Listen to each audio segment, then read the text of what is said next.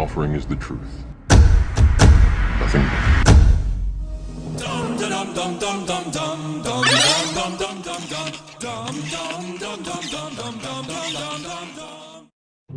Good morning, everyone, and welcome to Debunking Professor DUMBdave, Episode 9.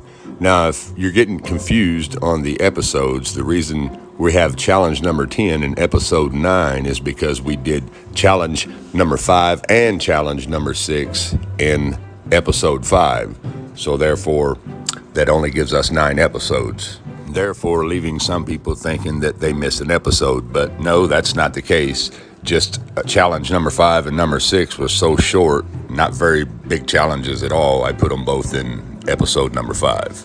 So, anyways, let's move on with debunking challenge number 10. This time I'd like to offer some challenges to you remaining few that are desperately clinging to this dying fad to derive some semblance of self-worth.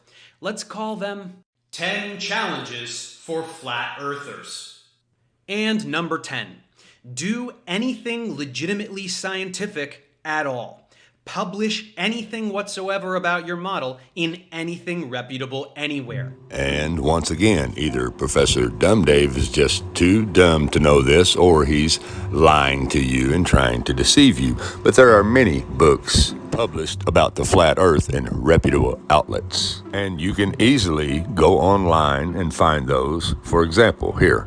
We have Abe Books, a reputable outlet. Now let's see what we have.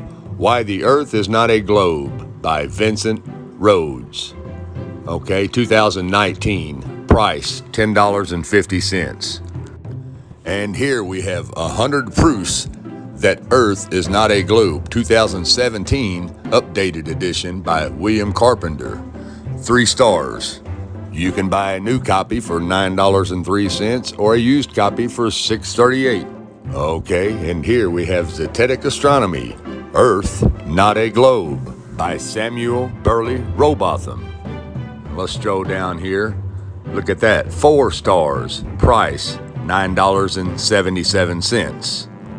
And here we have The Greatest Lie on Earth, expanded edition, proof that our world is not a moving globe, by Edward Hendry, 4-star rating. Price $51.91. So anyways, like I said, Professor DUMBdave is either really that dumb or he's just trying to deceive you and lying to you. So anyways, we debunked the first part of the challenge. Now let's move on to the second part of the challenge. Invent any technology based on your model. Do anything at all that could be considered actual empirical science.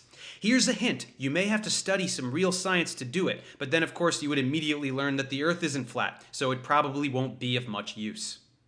Okay, need I say it again? Either Professor DUMBdave is really this dumb or he's just lying to you and trying to deceive you. So let's show Professor DUMBdave some empirical science that's been here long before they ever came along and lied to us and told us that the Earth was a globe. And we'll start out with the sundial, the world's oldest known sundial from Egypt's Valley of Kings, 1500 BC, used to measure work hours.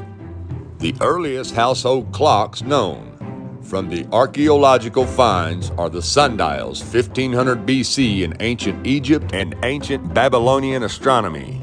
Now let me explain to you how the sundial works. A sundial is a horological device that tells the time of day when direct sunlight shines by the apparent position of the sun in the sky. In the narrowest sense of the word, it consists of a flat plate and a gnomon, which casts a shadow onto the dial.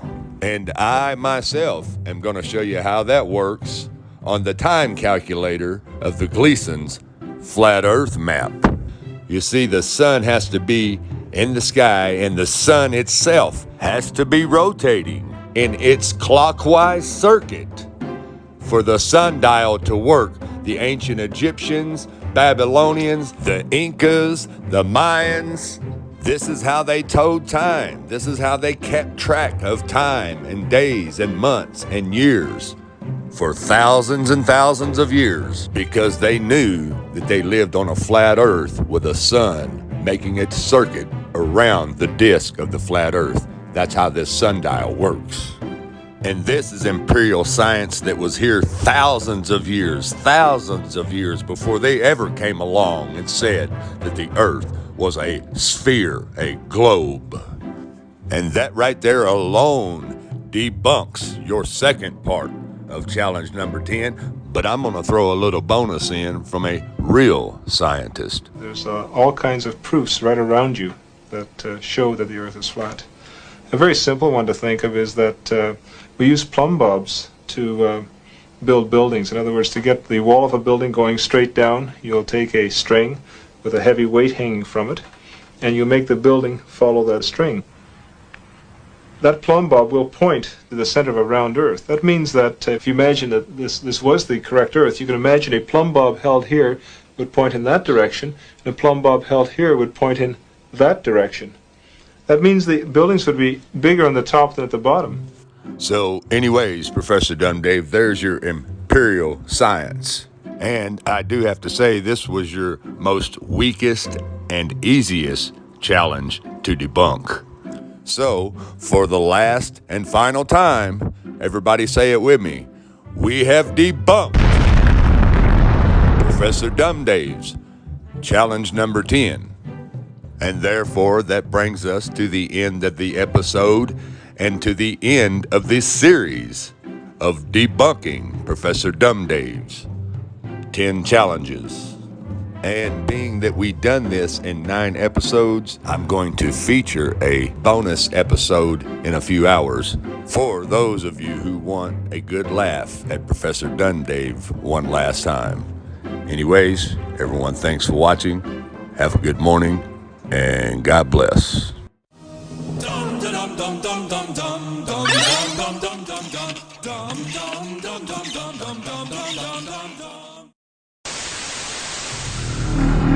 All I'm offering is the truth. Nothing more.